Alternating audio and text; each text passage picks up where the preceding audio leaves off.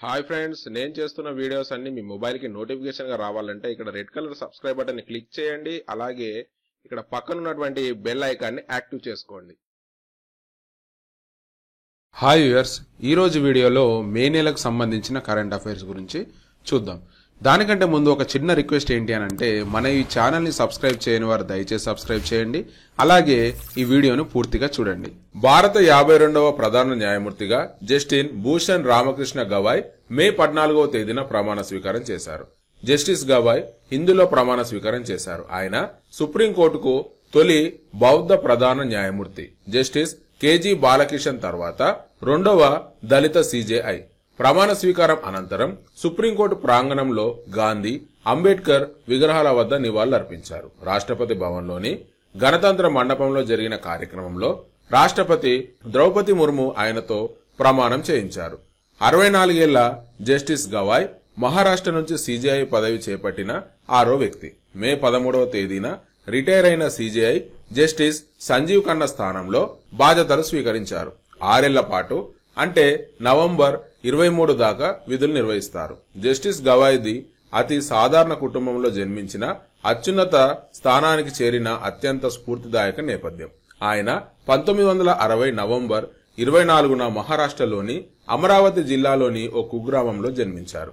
ఆయన తండ్రి ఆర్ఎస్ గవాయ్ రాజకీయ నాయకుడు. రిపబ్లికన్ పార్టీ ఆఫ్ ఇండియాని స్థాపించాడు. జస్టిస్ గవాయ్ న్యాయ ప్రస్థానం 1985లో న్యాయవాదిగా మొదలైంది. Nagpur Amravati corporation standing council గా వ్యవహరించారు. 1993లో Bombay high court assistant government pleader గా, ఏడాదికి అదనపు పబ్లిక్ ప్రాసిక్యూటర్ గా, 2000 సంవత్సరంలో నాగపూర్ బెంచ్ పబ్లిక్ ప్రాసిక్యూటర్ గా నియమితులయ్యారు.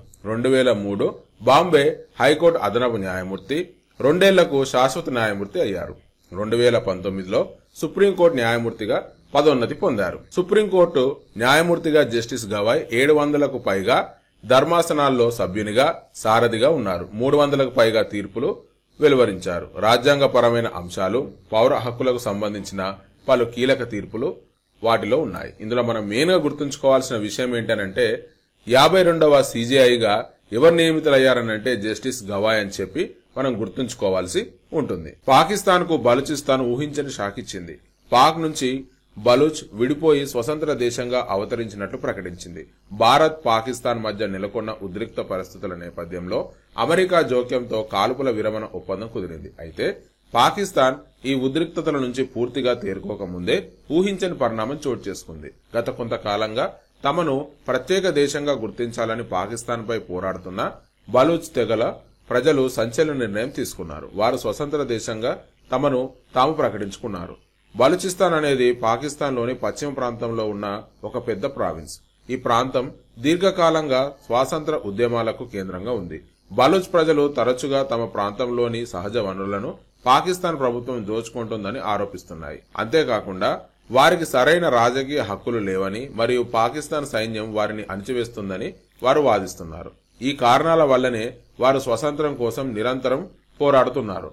బలూచ్ లిబరేషన్ ఆర్మీ ఈ స్వాతంత్ర ఉద్యమంలో ఒక ముఖ్యమైన సాయుధ సంస్థగా ఎదిగింది.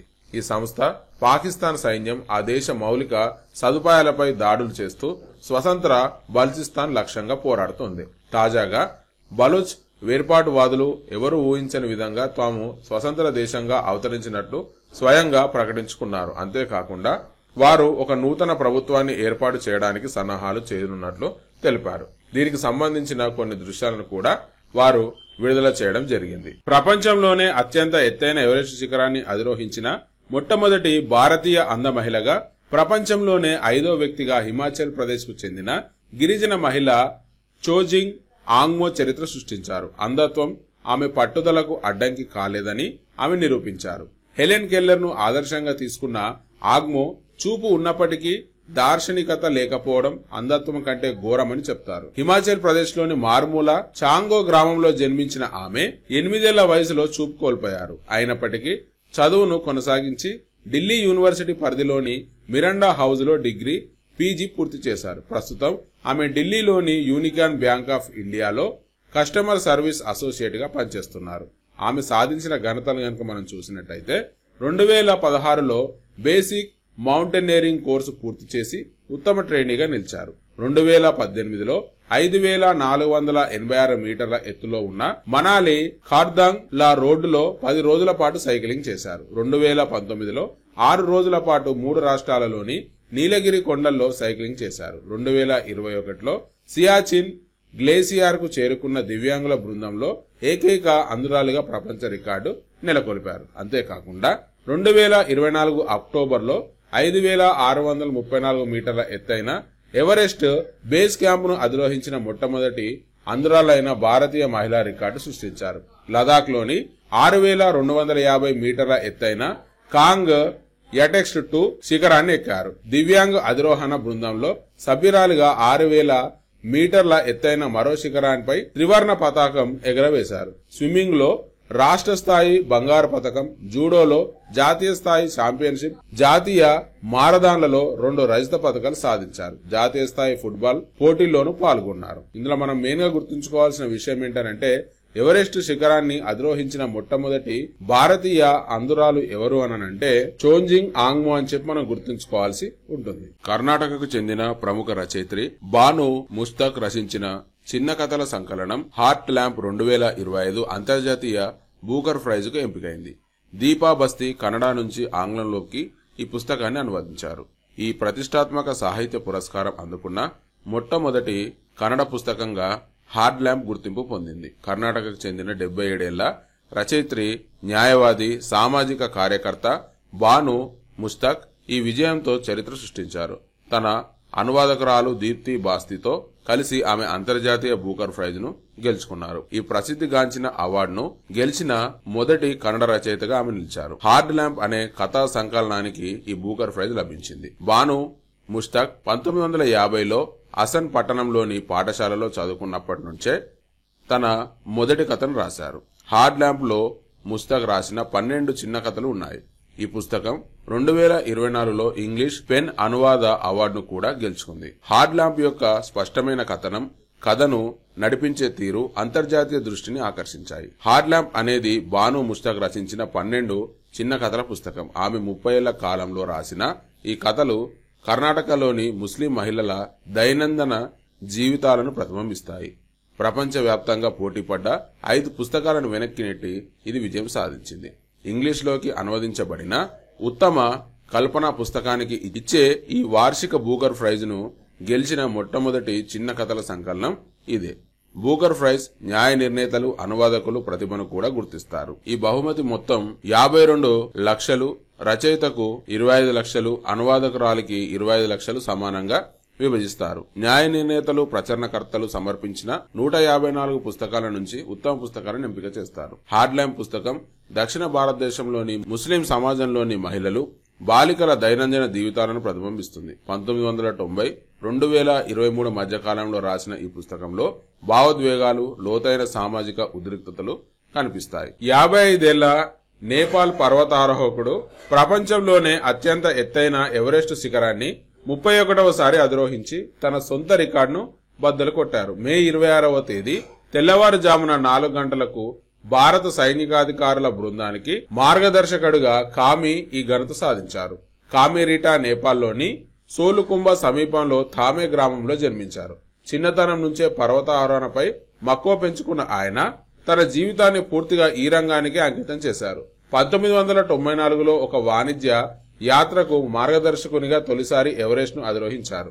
అప్పటి నుంచి దాదాపు ప్రతి సంవత్సరం ఎవరెస్ట్ ను అధిరోహించడం ఆయనకు అలవాటుగా మారింది. ముఖ్యంగా 2023-2024 సంవత్సరంలోనే 2 సార్లు ఎవరెస్ట్ ను అధిరోహించి తన అద్భుతమైన పట్టుదలను చాటుకున్నారు. కామిరీటా షెర్పా రికార్డుతో పాటు మరో నేపాల్ షెర్పా పసంగ్ దావా కూడా 29 సార్లు ఎవరెస్ట్ ను అధిరోహించి 2వ స్థానంలో ఉన్నారు.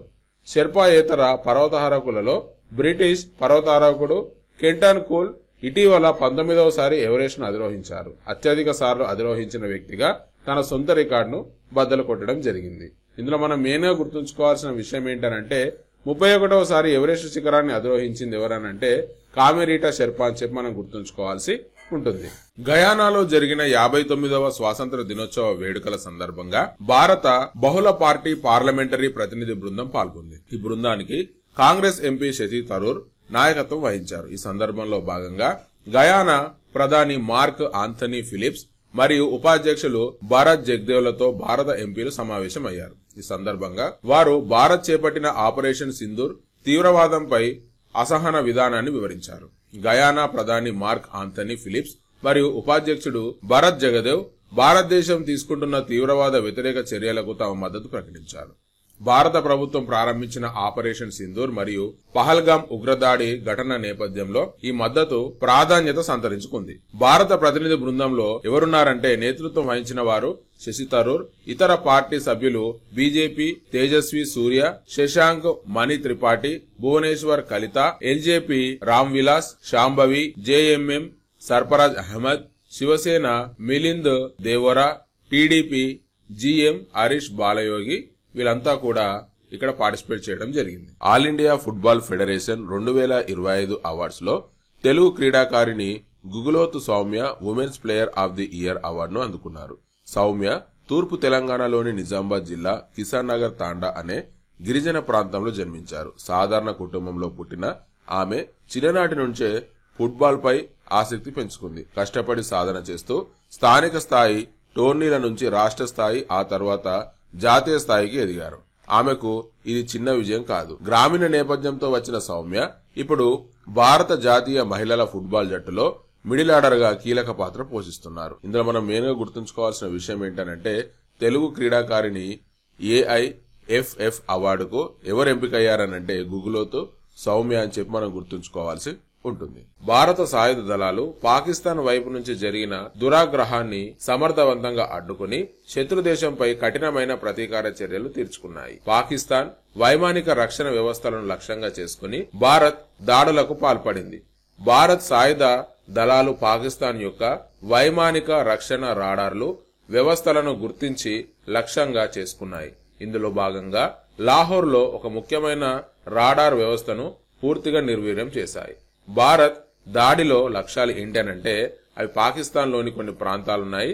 అందులో మొదటిది పెషావర్, 2 ఇస్లామాబాద్, 3 లాహోర్, 4 ముల్తాన్, 5 బహావల్పూర్, 6 హైదరాబాద్, 7 కరాచీ. మరోవైపు పాకిస్తాన్ పలు భారతీయ నగరాల్లోని సైనిక స్థావరాలను లక్ష్యంగా చేసుకుని డ్రోను మరియు క్షిపణి దాడులను ప్రయత్నించింది. అయితే భారత వైమానిక రక్షణ వ్యవస్థలు ఈ దాడులను సమర్థవంతంగా తిప్పికొట్టాయి. పాకిస్తాన్ దాడులను తిప్పికొట్టినటువంటి ప్రాంతాలు అవేంటి అనంటే శ్రీనగర్, అవంతిపుర, జమ్మూ కాశ్మీర్, పఠాన్ కోట్, అమృత్సర్, ఆదంపూర్, కపుర్తలా, జలంధర్, లుధియానా, చండీగఢ్, బాటిండా, నాల్, పలోడి, ఉత్తర్లై, భుజ్. ఈ ప్రాంతాలన్నింటినీ కూడా పాకిస్తాన్ దాడులను సమర్థవంతంగా మన భారతదేశం తిప్పికొట్టడం జరిగిందని చెప్పి మనం గుర్తుంచుకోవాల్సి ఉంటుంది. భారత వ్యవసాయ రంగం మరోసారి ప్రపంచ స్థాయిలో సత్తా చాటింది. ప్రపంచవ్యాప్తంగా బియ్యం ఉత్పత్తిలో చైనాను అధిగమించి భారత్ అగ్రస్థానంలో నిలిచింది. 2024 నాటికి భారత్ 14.9 కోట్ల టన్నుల బియ్యాన్ని ఉత్పత్తి చేసి ప్రపంచంలోనే తొలి స్థానంలో నిలిచింది. ఇదే సమయంలో చైనా 14.46 కోట్ల టన్నుల ఉత్పత్తితో రెండో స్థానానికి పడిపోయింది. ఈ ఘనత భారత వ్యవసాయ రంగానికి గర్వకారణంగా మారింది. గోధుమ ఉత్పత్తిలో రెండో స్థానంలో నిలిచింది. బియ్యం ఉత్పత్తిలో అగ్రస్థానంలో నిలిచినప్పటికీ గోధుమల ఉత్పత్తిలో భారత్ రెండో స్థానంలో కొనసాగుతోంది. ఇటీవల కాలంలో వాతావరణ పరిస్థితులు, సాగు విధానాల్లో వచ్చిన మార్పులు దేశీయంగా పంటల ఉత్పాదకతను ప్రభావితం చేస్తున్నాయి. అయినప్పటికీ బియ్యం, గోధుమల ఉత్పత్తిలో భారత్ నిలకడగా రాణిస్తుంది. బియ్యం ఎగుమతుల ద్వారా విదేశీ మారక ద్రవ్య ఆదాయం కూడా గణనీయంగా పెరుగుతుంది. నూనె గింజల ఉత్పత్తుల్లో సవాలు. నూనె గింజల ఉత్పత్తుల విషయంలో మాత్రం భారత్ వెనుకబడుతుంది. సాగు చేసే భూముల్లో మార్పులు, నీటి లభ్యత కొరత మరియు సరైన మద్దతు ధర లభించకపోవడం వంటి కారణాల వల్ల నూనె గింజల సాగు తగ్గుతుందని నిపుణులు అభిప్రాయపడుతున్నారు. ఈ నేపథ్యంలో నూనె గింజల ఉత్పత్తిని పెంచడానికి ప్రభుత్వం ప్రత్యేక చర్యలు తీసుకోవాల్సిన అవసరం ఉంటుందని పరిశీలకులు సూచిస్తున్నారు.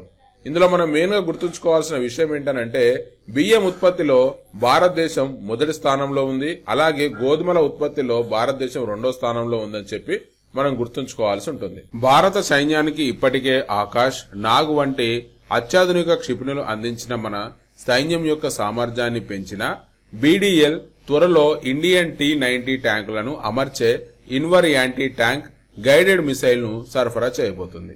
ఈ క్షిపణి యొక్క ప్రత్యేకతలు ఏంటంటే ఈ క్షిపణి అత్యాధునిక లక్ష్య సాధన సామర్థ్యం కలిగి 500 క్షిపణిల కోసం 2000 నుండి 3000 కోట్ల ఆర్డర్ కు కేంద్రం ఆమోదం ఇచ్చింది.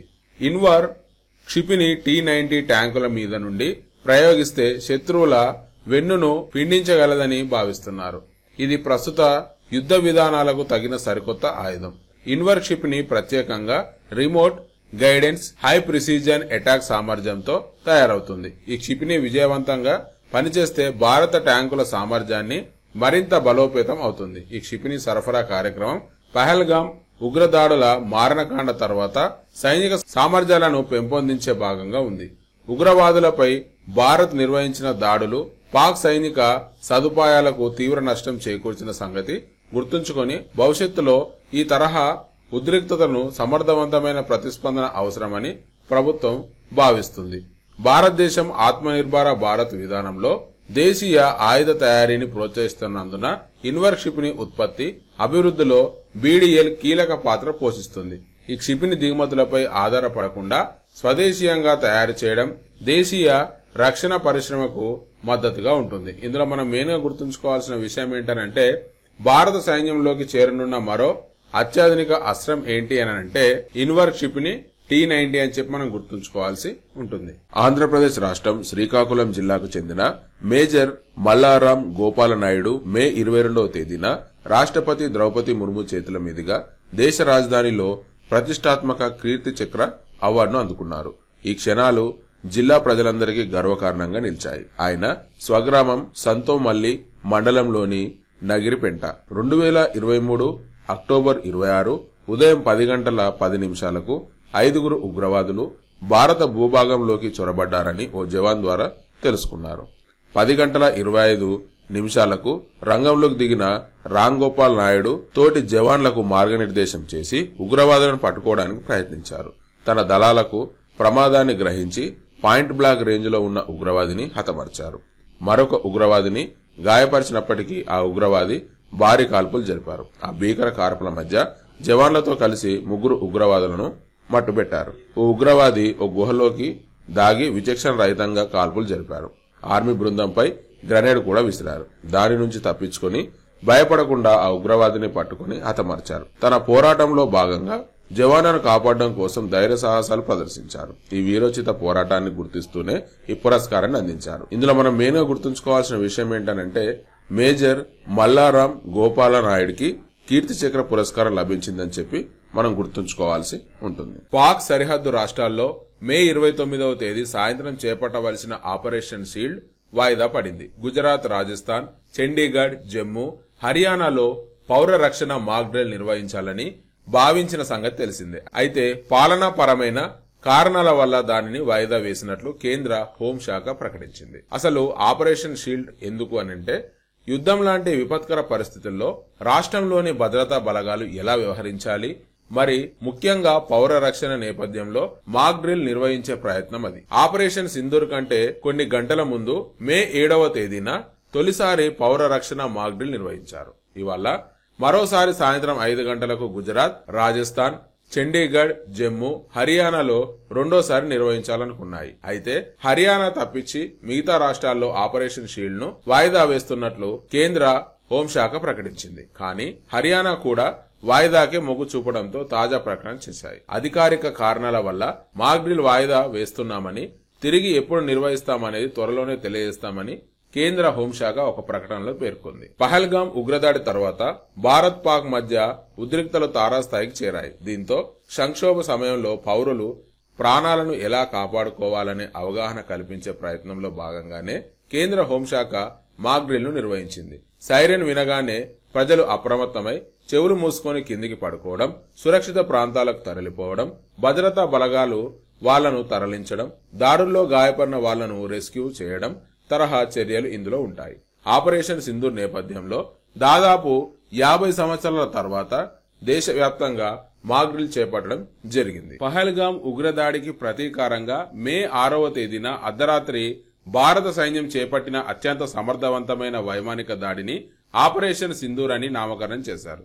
ఈ దాడిలో పాకిస్తాన్ ఆక్రమిత కాశ్మీర్లోని 9 ఉగ్రవాద స్థావరాలను టార్గెట్ చేసి పూర్తిగా నాశనం చేశారు. ఈ దాడిలో సుమారుగా 90 మంది ఉగ్రవాదులు హతమయ్యారని సమాచారం. ఈ ఆపరేషన్ గురించి దేశ ప్రజలకు సమాచారం అందించేందుకు భారత సైన్యం 2 మహిళా అధికారులను మీడియా ముందు ప్రవేశపెట్టింది. వారిలో ఒకరు లెఫ్టినెంట్ కర్నల్ సోఫియా ఖురేషీ, మరొకరు వింగ్ కమాండర్ వ్యోమికా సింగ్. ఈ ఇద్దరు మీడియా ముందుకు వచ్చి ఆపరేషన్ విజయవంతంగా ఎలా జరిగిందో, పాక్ ఉగ్ర స్థావరాలను ఎలా ధ్వంసమయ్యాయో వివరించారు. కల్నల్ సోఫియా ఖురేషీ భారత సైన్యంలోని సీనియర్ స్థాయి మహిళా అధికారినిగా సేవలు అందిస్తున్నారు. 2016లో పూణేలో జరిగిన అంతర్జాతీయ సైనిక విన్యాసం ఎక్సర్సైజ్ ఫోర్స్ 18లో భారత్ తరపున నాయకత్వం వహించిన మొదటి మహిళా అధికారినిగా ఆమె చరిత్రలో నిలిచారు. ఆ విన్యాసంలో పాల్గొన్న 18 దేశాల బృందాలలో ఆమె ఏకైక మహిళా కమాండర్ కావడం విశేషం. గుజరాత్ కి చెందిన సోఫియా ఒక సైనిక కుటుంబంలో పుట్టి పెరిగింది. ఈసారి ఆమె ఆపరేషన్ సింధూర్ సమయంలో పాక్ ఉగ్ర నిర్మాణాలపై విపులంగా వివరించారు. పాక్ మరియు పిఓకేలో 3 దశాబ్దాలుగా ఉగ్రవాద శిక్షణ శిబిరాలు, ఆయుధ నిల్వలు కొనసాగుతున్నాయని ఆమె గుర్తించారు. భారత సైన్యం చేసిన ఈ చర్య అమాయక పౌరుల ప్రాణాలు తీసిన ఉగ్రదాడికి తగిన బదులుగా నిలిచిందని పేర్కోవడం జరిగింది. ఇందులో మనం మెయిన్ గా గుర్తుంచుకోవాల్సిన విషయం ఏంటంటే ఆపరేషన్ సింధూర్ లో 2 మహిళా అధికారులు కీలక పాత్ర వహించారు. వారి పేరేంటనంటే సోఫియా ఖురేషీ, మరొకరు వింగ్ కమాండర్ వ్యోమికా సింగ్ అని చెప్పి మనం గుర్తుంచుకోవాల్సి ఉంటుంది. పహల్గామ్ ఉగ్రదాడి తర్వాత మే 7వ తేదీన భారత సైన్యం పాకిస్తాన్ ఉగ్ర స్థావరాలపై చేసిన మెరుపుదాడికి ఆపరేషన్ సింధూర్ అని పేరు పెట్టగా దేశంలో లక్షల మంది భావోద్వేగాలకు ప్రతీకగా నిలిచిన ఆపరేషన్ లోగోను భారత సైన్యంలోని సిబ్బంది రూపొందించారు. పాక్ లోని ఉగ్ర స్థావరాలు నేలమట్టం చేసిన నిమిషాల వ్యవధిలోనే భారత సైన్యం సామాజిక మాధ్యమ హ్యాండిళ్లలో సింధూరం లోగోతో కూడిన పోస్టర్ను పెట్టారు. మన సేనల శౌర్యానికి నిదర్శనమైన ఈ ఆపరేషన్ కు అంకితమిస్తూ భారత ఆర్మీ ప్రతీక బాత్చిత్ తాజా సంచిక వెలువడింది. లెఫ్టినెంట్ కర్నల్ హర్ష గుప్తా, హవాల్దార్ సురీందర్ సింగ్ లు ఆ లోగోను రూపొందించినట్టుగా అందులో వెల్లడించారు. ఇందులో మనం మెయిన్ గా గుర్తుంచుకోవాల్సిన విషయం ఏంటంటే ఆపరేషన్ సింధూర్ లోగోను రూపొందించినటువంటి వారు ఎవరు అనంటే లెఫ్టినెంట్ కర్నల్ హర్ష గుప్తా, హవాల్దార్ సురీందర్ సింగ్ అని చెప్పి మనం గుర్తుంచుకోవాల్సి ఉంటుంది. పహల్గామ్ ఉగ్రదాడి తర్వాత ఆపరేషన్ సింధూర్ లో భాగంగా పాకిస్తాన్ డ్రోన్లు, క్షిపణులను సమర్థవంతంగా తిప్పికొట్టడంలో S-400 గగనతల రక్షణ వ్యవస్థలు కీలకంగా పనిచేశాయి. శత్రు దేశాల క్షిపణులను నేలకూల్చడంలో వీటికి తిరుగులేదు. ఈ నేపథ్యంలో మరిన్ని S-400 ఎయిర్ డిఫెన్స్ సిస్టమ్ అందజేయాలని రష్యాకు భారత ప్రభుత్వం తాజాగా విజ్ఞప్తి చేసింది. అత్యంత విశ్వసనీయ వర్గాలు ఈ విషయాన్ని వెల్లడించాయి. భారత్ వినతిని అతి త్వరలోనే రష్యా అంగీకరించే సూచనలు కనబడుతున్నట్లు తెలిపాయి. ఇటీవల పరిణామాల తర్వాత గగనతల రక్షణ వ్యవస్థను మరింత బలోపేతం చేసుకోవాలనే భారత ప్రభుత్వం నిర్ణయానికి వచ్చింది. రష్యా నుంచి కొనుగోలు చేసిన ఈ వ్యవస్థలు సుదర్శన చక్రగా భారతదేశ రక్షణ శాఖకు బలమైన ఆయుధంగా మారాయి. ఈ అత్యాధునిక వ్యవస్థ 600 కిలోమీటర్ల దూరం వరకు ఉన్న లక్ష్యాలను సైతం ఛేదించగల సామర్థ్యాన్ని కలిగి ఉంది. రష్యా నుంచి 5 S-400 ఎయిర్ డిఫెన్స్ వ్యవస్థలు కొనుగోలు కోసం 2018లో ప్రభుత్వం ఒప్పందం చేసుకుంది. ఈ డీల్ విలువ $5.43 బిలియన్. 2021 నుంచి దశల వారీగా 5 వ్యవస్థలు రష్యా నుంచి భారత్ కు చేరుకున్నాయి. భారత అత్యున్నత న్యాయస్థానం సుప్రీంకోర్టులో మే 29వ తేదీన కొత్తగా 3 న్యాయమూర్తులు నియమితులయ్యారు. సుప్రీం కొలీజియం ఇటీవల సిఫారసు చేసిన 3 న్యాయమూర్తులెవరో చూద్దాం. Justice N V Anjaria, Karnataka high court ప్రధాన న్యాయమూర్తి. జస్టిస్ విజయ్ బిష్నోయ్, గౌహతి హైకోర్టు ప్రధాన న్యాయమూర్తి. Justice A S Chandurkar, Bombay high court ప్రధాన న్యాయమూర్తి. సుప్రీంకోర్టు మాజీ ప్రధాన న్యాయమూర్తి జస్టిస్ సంజీవ్ ఖన్నా. న్యాయమూర్తులు justice Abhay S Oka, justice Hrishikesh Roy పదవి విరమణతో ఏర్పడిన ఖాళీలను భర్తీ చేసేందుకు ఈ నియామకాలు జరిగాయి. తాజాగా నియమితులైన ఈ 3 న్యాయమూర్తులు మే 30వ తేదీన ప్రమాణ స్వీకారం చేయనున్నారు. దీంతో సుప్రీంకోర్టులో మంజూరైన మొత్తం న్యాయమూర్తుల సంఖ్య 34కు చేరింది. Union public service commission chairman గా రక్షణ శాఖ మాజీ కార్యదర్శి అజయ్ కుమార్ నియమితులయ్యారు. ఈ మేరకు భారత ప్రభుత్వ కేంద్ర పాలక విభాగం అధికారిక ఉత్తర్వులు జారీ చేసింది. ఇంతకు ముందు ఈ ఉన్నత పదవిలో ప్రీతి సుదాన్ కొనసాగారు. ఆమె పదవీ కాలం ఈ సంవత్సరం ఏప్రిల్ 29వ తేదీన ముగియడంతో ఆ స్థానం ఖాళీ ఏర్పడింది. ఈ నేపథ్యంలో ఆ ఖాళీని భర్తీ చేస్తూ కేంద్ర ప్రభుత్వం అజయ్ కుమార్ ను యూపీఎస్సీ చైర్మన్ గా నియమించింది. ఈ నూతన నియామకాన్ని భారత రాష్ట్రపతి ద్రౌపది ముర్ము తన ఆమోద ముద్ర వేశారు. అజయ్ కుమార్ నేపథ్యాన్ని గనక మనం చూసినట్టయితే కొత్తగా నియమితులైన అజయ్ కుమార్ 1985వ బ్యాచ్ కు చెందిన కేరళ రాష్ట్ర కేడర్ ఐఏఎస్ అధికారి. ఆయన తన విశేషమైన పరిపాలన అనుభవాలతో పలు కీలక పదవులు నిర్వహించారు. ముఖ్యంగా ఆయన 2019 ఆగస్టు 23వ తేదీ నుంచి 2022 అక్టోబర్ 31వ తేదీ వరకు భారత ప్రభుత్వ రక్షణ శాఖ కార్యదర్శిగా సమర్థవంతమైన సేవలందించారు. రక్షణ రంగంలో ఆయనకున్న అనుభవం మరియు పరిపాలనా దక్షత యూపీఎస్సీ వంటి ముఖ్యమైన సంస్థకు ఎంతో ఉపయోగకరంగా ఉంటుందని భావిస్తున్నారు. ఇందులో మనం మెయిన్ గా గుర్తుంచుకోవాల్సిన విషయం ఏంటి అనంటే యూపీపీఎస్సీ చైర్మన్ గా ఎవరు నియమితులయ్యారనంటే అజయ్ కుమార్ అని చెప్పి మనం గుర్తుంచుకోవాల్సి ఉంటుంది. మీకు గనుక ఈ వీడియో నచ్చినట్టయితే దయచేసి లైక్ చేయండి, షేర్ చేయండి, సబ్స్క్రైబ్ చేయండి. అంతేకాకుండా మీ అమూల్యమైనటువంటి సలహాలు సూచనలను కింద కామెంట్ బాక్స్ ఉంటుంది, కామెంట్స్ రూపంలో నాతో షేర్ చేసుకోండి. థ్యాంక్ యూ అండ్ జై హింద్.